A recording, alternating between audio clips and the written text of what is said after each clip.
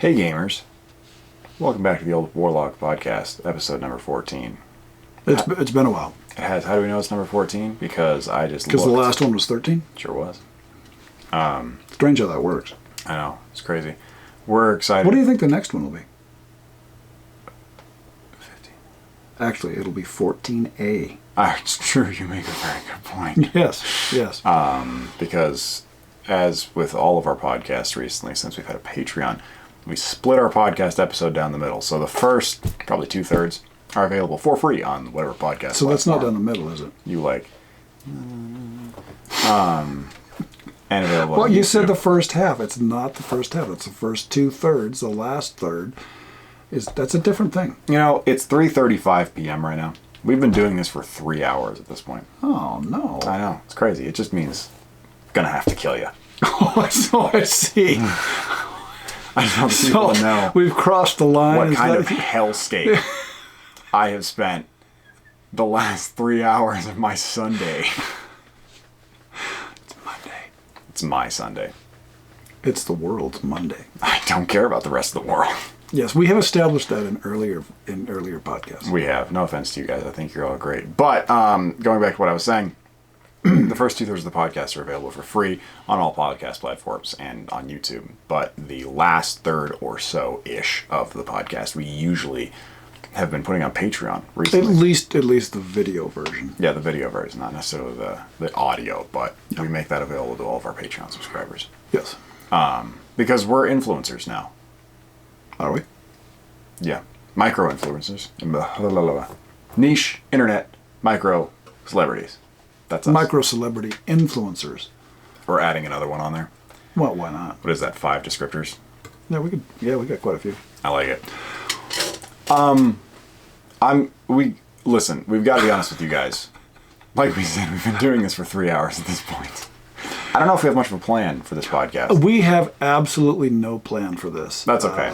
We're just going to talk about stuff we've been doing, and Because it has been a long time. it has, and we're kind of out of sorts as far as this whole podcast thing is concerned, because we're just not that smart to begin with. Well, and I think that it's really only the more, I would say, devoted of our viewers. Yeah, we watch only these. get about 200 people. Yeah, so we're just With gonna. those I think we're just gonna treat these as more of a little conversation. Yeah, well, that's kind of the way we've always done it. Yeah, with our followers. Hey, gang. So, to catch up, I can't even remember the last time we talked about it. We have played some Gamma World, We have played some Gamma World. which was great. We played some Pirate Borg, Pirate Borg we've played. some Advanced Dungeons and Dragons, We have played that too. multiple times. I'm looking up at the gaming shelf You there. played Escape from Colditz. We played that just the other day. Because I have to work for a living, unlike some people. Oh, it sucks to be you. I know. Escape from Colditz, that's a fun game. That is a very fun We game. really enjoy playing that. And Well, let's break it down from the beginning. Gamma World, huge fans. We've been loving playing it. I can't remember if we've talked about this before or not. I think we did. I think we may have in a podcast, but just to quickly recap. Pardon me. All of our characters are currently sitting in an abandoned spaceport. Yes. It's been buried underneath the desert for centuries.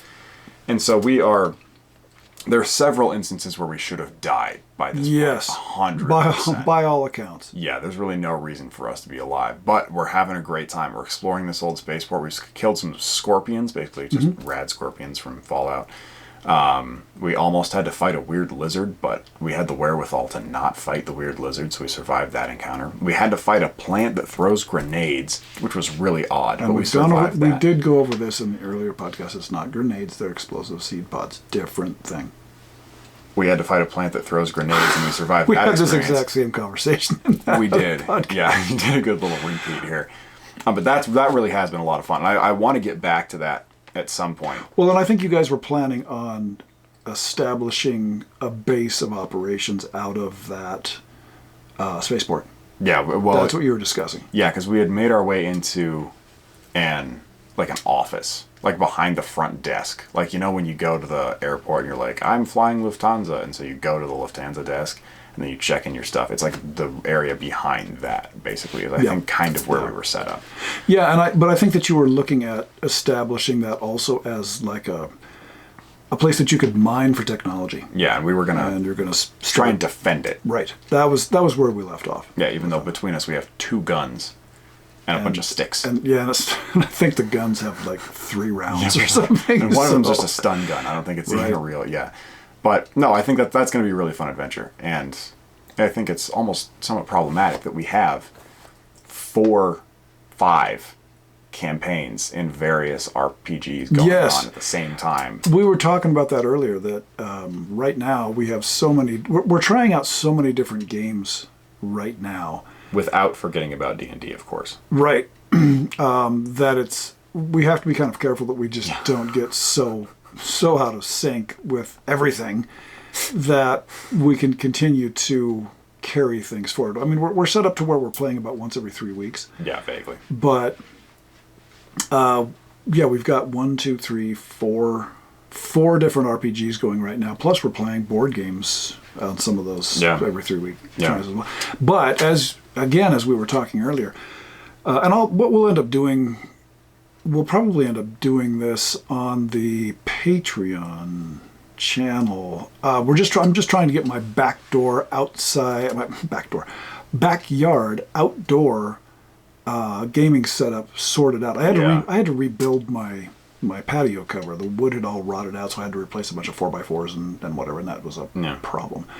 But now that we've got that done, and the fact that I have my new lighting system, which is very exciting. I saw that on full display a couple weeks ago, and it's very cool. I want to be able to put that on the patio so that we have the lighting system that we can play with outside, because it's very important to have a proper lighting system. 100%. And this guy thought ahead so much that he knew that his, thematic lighting system, which are just stage lights. He bought stage lights that you can change the color on. They are specific. They are RPG outdoor play lights. Thank you very much. Bought stage lights that people use for performances, and he's going to put them up on like this overhanging like cover that's over the back porch, and he's just going to use that to change the lighting based on whatever circumstance we're in.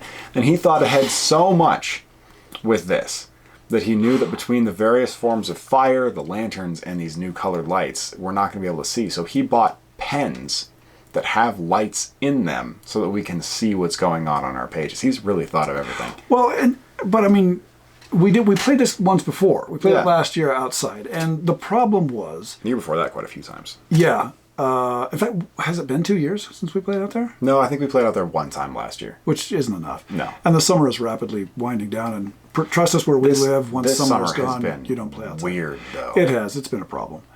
But the thing that bothered me about playing outside was that I love to have fire. So, we have fires going. And I love... Come on, fire's good. Fire. Fire, good. But we have fires going. Well, the problem is when you throw on an overhead light, it kind of ruins the ambiance. Yeah. So I had to buy everybody some pens that you click a switch and they all light up at the end, so that you see what you're writing on your character sheet when something happens, but you don't have to ruin the ambiance. Indeed. He's also got a pizza oven and a smoker out there. So we usually eat ribs and pizza and. Let me tell you, we live the good life. When we play D&D. It's not a bad way to be. You people should all be jealous. But now with the addition of the lights, and I'm of course I haven't ordered the actual control board for it yet. You're gonna buy a control. I thought it was just a remote. You showed me the remote. Yeah, but I need a control board. Just because. So I need a control board, and they're not that expensive, to be honest with you. No, of course not. No, and absolutely not. I ended up with 3 of the lights instead of 2 because one of them was bad when I got it. And then you fixed it. Well, and then I contacted the people and I said, "Hey, this thing was broken," and so they sent me a new one. They were a really good company. They sent me another one. I thought, after I cut that, I thought, wonder if I can fix this. And I'm moderately capable with fixing those kinds of things, and so now I have 3. But in order to control all 3 of them, I need to have the control board. Well, what you really need to do is put up some speakers out there too. Well, yeah. Tie that into a little soundboard, and then you can. Well, with the control board, I'm hoping I can do the whole thing. They're just one-stop shop for. Yeah, I got the Howling Wolf you know, and then also it's in the middle of the fire. You hit a switch, and then everything turns red. So it's a work in progress. No, it's going to be very cool. We're very excited about that. But yes, Gamma World has been one of the main things that we've consistently. I think we've played 3 times. Yes. Either 2 or 3. 2 or 3 times, yeah.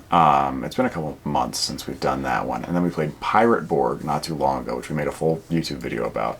Great. That was awesome. That is a great game. So much fun. I actually got in touch with Luke from Limithron. He is Limithron. Oh yeah, I saw you emailed him. Yeah, and said, I just let him know, hey, we did a video on Pirate Borg. It's really great. And I still don't know if he was the person that I met down at Genghis Khan. I think he was. Nice guy though. He thanked us profusely for putting together the video. If you haven't seen it, go watch it. We're actually pretty proud of that video. Yeah, I mean it was a fun video to put together. It was a fun game to play, and I'm looking forward to us getting out and playing that again. You guys ended with stealing a ship. I think it was a sloop, wasn't it? Yeah, it was a sloop, and now we're sailing off into the wild blue yonder. So that's gonna be a fun one to get after, because it's just a fun game. It's a really well thought out, well laid out game. We've been getting a lot of comments from people who've enjoyed the game, or they've went and bought it based on us. Based on the video we made. I'm not saying that we're making or breaking Limithron by any means, no means. But we've had, I don't know, maybe a dozen people who said, hey, yeah, I saw this, ordered it, great game. So if you get the chance, pick it up. It's a lot of fun. It really is cool. But then most recently, when we've played the past 2 times that I've been there, we played D&D. Right. And it had been a little while. It had been. Yeah. Especially for people who are Dungeons & Dragons niche internet micro celebrities. Yes. Since we had last played D&D, we just hadn't had the time. But it was good to get back into it a little bit. Started 2 new campaigns. One in Bill's world, which was fun. Having a good time there. Mm-hmm. And then one in your world, because, and I'm going to make eye contact with the camera for this one. The other people in my party were, shall we say, not brave enough. Scared. To continue using their main characters with the new rule changes that have been implemented. And we're going to do it at some point. It's going to happen because there's things I want to do. There's a lot of stuff that I need to get done. And you guys, being weenies, that's not going to hold me back. He's not talking to you guys. Not the viewer. Videos. I'm talking fellow to players. 4 specific, namely 3 specific viewers. Yes. I'm watching you guys. And again, you guys, we've talked about this before. The big change is I am completely downsizing in terms of the magic that is available in my campaign. Yeah. Because it was just out of control, and it's going to be interesting. You're going to have to discover what the changes have wrought throughout the rest of the world, because they're major. Yeah. I mean, because we did make some new characters, which I actually really like the new characters that we made. And we're going to be continuing doing some stuff with them moving forward. I think that's kind of a new, serious character, at least until they meet their bitter and unfortunate ends. But yeah, there's a lot of violent things that are happening with magic, and so it's a very paradigm-shifting event. But it's exciting. It's cool. It's a whole new world of opportunity in which we can thrive. That is the positive way to look at it. Absolutely. Absolutely. And as my boss told me recently, I am the boy who cried wolf of positivity. That's very apt. That's an apt description. I've been using that word a lot, apt. But you've been using it as APT period. In other words, apartment number 3. That's the way you've been using it, and that's not really the best way. Sorry. 3.5. He's saying I might not survive the rest of this podcast. What else? A lot of weapons on the wall. Yeah, that's a very good point. What else have we been doing that is game related? I played a game of Escape from Colditz the other day, which I love and was unfortunately not able to attend. That was a lot of fun. Mm-hmm. That was the first time Gene has ever played Escape from Colditz. For those of you, was it really? Yeah, it was. For those of you who don't know, Escape from Colditz we're playing the remake of a game that came out, I believe, in the 1960s, where essentially you have Allied prisoners of war trying to escape from a German prison camp. One person plays the Germans. Everybody else plays a different faction of Allied prisoner who is trying to escape. A lot of fun. It's a really good game. It's a really cool game. We love games that are us versus either one person or versus the game. That makes up a lot of the games that we play. It's not like we bust out the Monopoly board or anything like that. There's a lot more. Yeah. We like the teamwork that goes into it. I think it's kind of a unique experience. So that Escape from Colditz. And I always end up having to play the Germans, which is... I didn't play this last time, but I always end up playing the Germans usually. And they have yet to beat me as the German player. You didn't. You cheated on that game. We did not. You did, because you came in halfway through the game and started with a fresh round of supplies, and that wasn't fair. So. Everyone had a fresh round of supplies. Other people had more supplies than I did. No, they didn't. Yeah, they did, because they've been collecting them over the course of the game. Just been I just couldn't get there on time because, again, I have to work for a living. They have been so desperate to beat me when I'm controlling the German side that they make up fantasies about what actually takes place in the game. They have never beaten me. I think that what it really comes down to is that he is the most stubborn man to ever exist, ever. No, I'm not. And he refuses to admit, when he's been bested, which is often... I've never been bested. He's been bested many times. Not in Escape from Colditz. Never happened. Unless you can show me video proof, it did not take place. Time is ticking, I swear. But yes, we have had the opportunity to do a lot of good gaming recently, because I think we're kind of finally starting to get on our lives have been up in the air. Mine particularly has been there's been a lot going on. And for months. We're finally being able to sort of get to a point where we can get on a schedule to being able to play some games regularly, which is really nice, because we haven't been able to do that for a long time. Now. And I think you're exactly right. I mean, it's finally, I think things have finally calmed down to where there's a routine that can be relied upon to actually do things. And we apologize to people who have been hoping to have us do things on a regular schedule. We're just now getting back to that point. I know we keep saying that, but it really is kind of kicking on and kicking on. But I think we're really finally getting there. And my job is very much summer oriented. So once the summer ends as well, it's going to be a lot more consistent, just base now for me. Moving on from that, yes. I think we should let the people know that we will be at Tacticon down in Denver, Colorado on August 18th and 19th, 20th, something like that. August. Let me double check here. It's going to be... Entertain the people. So... the 26th and the 27th of August. Okay, so that's where we're going to be. Yeah. Is down at Tacticon. If you get the chance to go there, we would love to come up and introduce yourselves. We love meeting people at these games, and we would get you to sign our autograph book, which we have people do whenever they recognize us out and about, which doesn't happen very often, but when it does, I mean, that makes it even more cool when it does happen. It's a very cool feeling for us. But we'll be at Tacticon. One of the games we're going to be trying to play down there is Cyborg. Yes. We have not had the chance to play somebody in Merkborg. That's something we'll probably end up doing on our own. But we've played Pirate Borg, an introductory session to Pirate Borg. We played that at the Cheyenne Gaming Convention. We did not. I did. John and I did. Yeah. And then we're going to be looking at playing Cyborg, which uses the Merkborg rules. It's the kind of generic sci-fi version. Kind of, yeah. Not generic in a bad way, but when you think science fiction. That's kind of what, as far as I know, that's how it's going to end up being. But I'm looking forward to actually being able to play that. What else did we sign up for down there? There's another big one. The one that I just purchased on Kickstarter. Entertain the people for just a second, and I will tell you what it is. We're a big fan of the Borg gaming system that's been created. Very OSR. I like the fact that it's kind of open source, and people can just create their own versions of it, and it will, as long as it doesn't suck, we'll probably get the blessing of the original company, and you'll be able to kind of create your own fun thing. Okay, we're done. We don't need you anymore. It is Shadow Dark. So I'm a backer of Shadow Dark on Kickstarter, as well as I'm sure many, many of you are, because I think that thing has grossed over $1 million. Really? Shadow Dark has grossed over $1 million.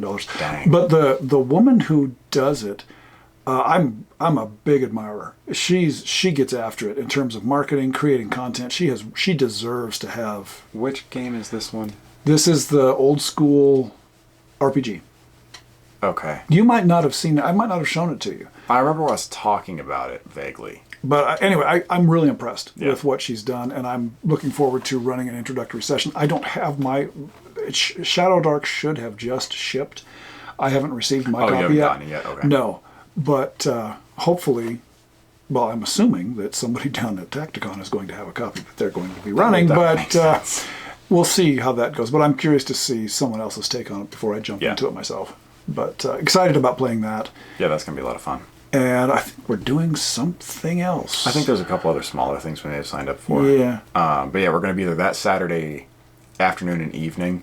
Well, no, we'll be there early Saturday. Yeah, we'll be there Saturday. Yeah, you're right. And then into Sunday. Yeah, and then we'll be taking off Sunday when we're done. But yeah, I'm excited about going down to this one. It sold out pretty quick, apparently. I mean, the last time I checked, it looked like it was filling up fast. But is John going to be at that one? He is. John's going to be at that one. Okay, cool. I don't know if anybody... I think that's it. But no, that's going to be a good time. So if you're in the Rocky Mountain region, we would love to see you there if you're going to be in the vicinity. So come say hello. It would be more exciting for us than it would be for you because we're actually not that great in person. That's really true. Yeah. And you might not want, you might not want to meet celebrities because they'll end up disappointing you. We would be those celebrities. We just kind of stare blankly. A lot of eye contact, and we don't really initiate conversation. Yeah, we'd be the disappointing ones. Yeah, because we're not outgoing at all. So anyway, there's that's happening. What? Oh, okay. Those of you who have been watching, we have mentioned off and on that we were trying to get into Warhammer. Oh God, yeah. I have finally taken the plunge. I played a kind of an introductory Warhammer thingy at the Cheyenne Gaming Convention, which took place in Cheyenne, Wyoming, here, I don't know, a couple months ago. Yeah, March, I think. And that was like sticking a fish hook in my mouth because now I have a full set of Age of Sigmar things that I've been sitting around this house for forever. Like the intro box, kind of. Yeah, but I mean, it's a full two factions. Oh, yeah. It's a starter kit, though. Right, but it's big. It's big. Yeah. See, he's trying to downplay my Age of Sigmar. I love my Age of Sigmar. It's just that it's taken me so long to paint them because I paint everything individually and that belt buckle is slightly overlapping onto the belt. I have to go back in and repaint it. Yeah, That's so he just tries to who I paint am. it and then he just paints the guy's whole stomach because his hands aren't steady enough.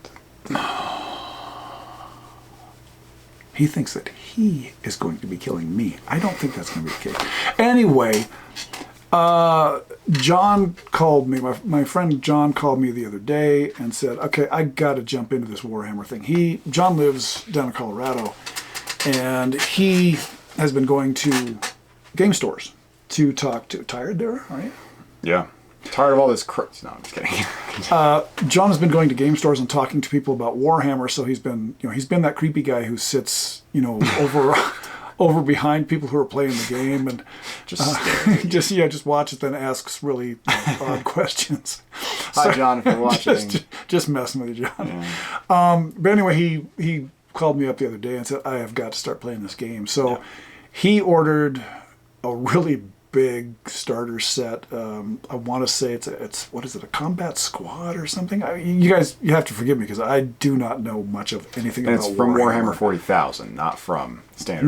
Not from Age of Sigmar. Yeah. And so of course I had to go and order a set so that I could get it painted so I could go and try and thrash John on that. So I ordered the Necrons, and so I've been putting those together. I haven't started painting them. But we're even thinking about doing a mini documentary about John and I learning how to play Warhammer, which, if you know either one of us, could end up being really funny or really annoying, one or the other. Either way, it's probably going to happen because... I think so. I think it's kind of exciting because, I mean, it really is. It's we were talking about this earlier. They're really like three main staples of the nerd gaming community, and that's Magic the Gathering, which we have played. Yeah, we've played. Yeah, we no longer play. We no longer collect, but we have cards from back in the day. Dungeons and Dragons, or role-playing games. Role-playing games in general, and then Warhammer. And it's never been something, you got that Age of Sigmar kind of starter army. And I never sat down 4 years ago. Oh, at least, if not 5. Something like that, yeah, and it just never ended up happening.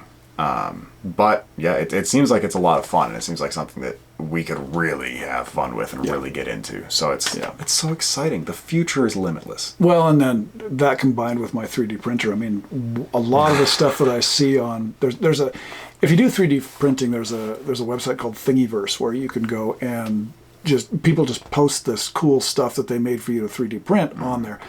You wouldn't believe how much of it is buildings and landscaping for Warhammer stuff. Yeah. I mean, so much of it is. Yeah. So that gives me another incentive. It gives me another reason to why I need to play Warhammer. Absolutely. The why I need to spend money. Good You money. really can't not at I this have point. to. You're obligated. If I don't, I'm letting somebody down. Myself. Yeah. You know. Yeah. Namely yourself. Well, you would be disappointed for in me. inheritance purposes. Exactly, because it'll all be yours one day. Yeah. So, anyway, Warhammer is out there on the horizon. It's on the Warhammer ship has come over the horizon and is sailing quickly in our direction. Which I will say is something that we have always said was never, ever, ever going to happen. No, because I looked at it and thought, God, these are expensive. Well, I mean, they are expensive. They're Objectively extremely expensive. speaking, it's a very expensive hobby. Well, and I was kind of annoyed because I ordered them from Amazon. And I got to tell you, from now on, I'm going to find a game store that I can trust to go and buy these things. Yeah. Because I ordered them from Amazon because no one locally had the Necrons. I ordered them from Amazon, and I end up getting a box. I didn't tell you this. Mm-mm. I end up getting a box, an inch tall, 5 inches wide by 8 inches long. Okay, Like a standard little model. it's a model box. Yeah, you've seen the box. Yeah, of course. All they did was take it off the shelf with its shrink wrap on, slap a label on it addressed to me, and they threw it in the mail. Okay. And I thought, without an exterior. There's no exterior box on it. And I thought, as much money as these little pieces of plastic cost, Not terribly high quality they plastic. darn well should be putting it in an exterior box so those little expensive pieces of plastic do not get damaged en route. Could not believe it. It's these kids today. Well, and then I got another set from Amazon because I ordered them both at the same time. I know. It's your generation that would just do this kind of stuff. I know, Gen X. And then the next set I ordered, they did put it in a mailer, but that mailer was still just... I mean, it's not protecting it from it's not anything. like it's a paperback, This is something else. So I've been disappointed in Amazon's treatment of Warhammer, so I'm going to have to go and buy directly from a game store that supplies Necrons. Yeah. Yeah. Was that a nerdy thing to say? I got to find a game store that supplies Necrons. Look at what we're doing right now. I know. I realize it. I just that every now and then it comes back to me just what I know. Really hits exactly what we're, yeah. If you guys actually go back onto the www.theoldwarlock.com, you can find an eloquently written article talking about why you should trust game stores. I got to be honest with you. It's gone. It's gone. Yeah, you deleted them. I forgot about that. Yeah, I've completely revamped the website. We're actually probably going to maybe completely revamp the website again. Yes. We've talked about that. Yes, it needs doing. Yeah, it does. It needs to happen. And we're no longer selling things on Spreadshirt. No, we're not. Which is okay. It needed to happen at some point. We tried it. We sold a few things, but it wasn't that much. We had some pretty cool products. I think if we went back and opened Spreadshirt again, we would probably just sell the coffee mugs that have different things from my world. That was the highest quality stuff anyway. Yeah, it was. With the coffee mugs. Yeah. Those are really cool. Especially the Ale Bucks Arcane Emporium coffee mug. That one really turned out well. Those were neat. So yeah, we might do something going down that road again in the future. Who's to say? It's just going to kind of depend on what we're feeling and what the circumstances. Well, I think at the end of the day, it all takes time. Yeah. And it's a question of how much time can we allocate toward running all these different things with, It's weird to run a small business. Well, I think business is a very strong term. This is more of a hobby.